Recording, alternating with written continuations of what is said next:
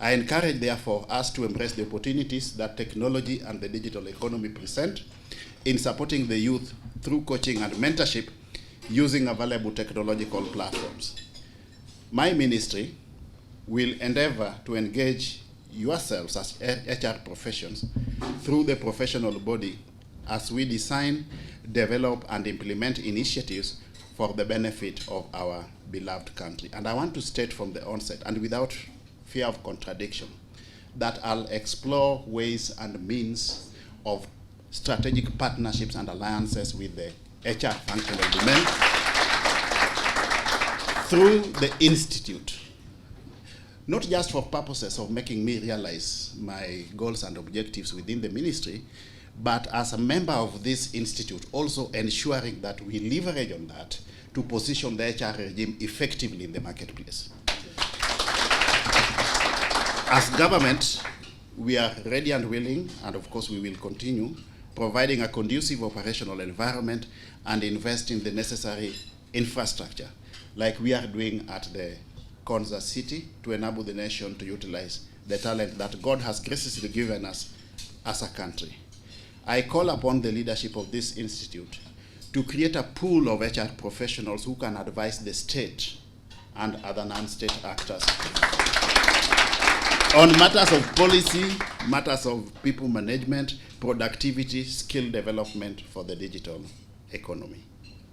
And in the same vein, I also want to challenge you to make sure that the Institute appears in our media for positive reasons, so that some of us who are in government want to be associated with it.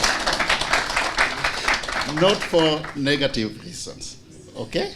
So let us not have a situation where, as members of the Institute, we are looking at the Institute as an opportunity for pursuing personal and egocentric interests, but how we can give back, not just to members, to the Institute, but also mentor younger members like himself there, so that they can become the HR industry leaders of tomorrow. Yeah, because some of us here just have now a maximum of 10 years within active participation in the HR regime. We must plan effectively for purposes of succession. So, as I draw towards I close to my submission this morning, ladies and gentlemen, I want you to comprehend the fact that HR is not just a support function within the organization, but a co-function, okay?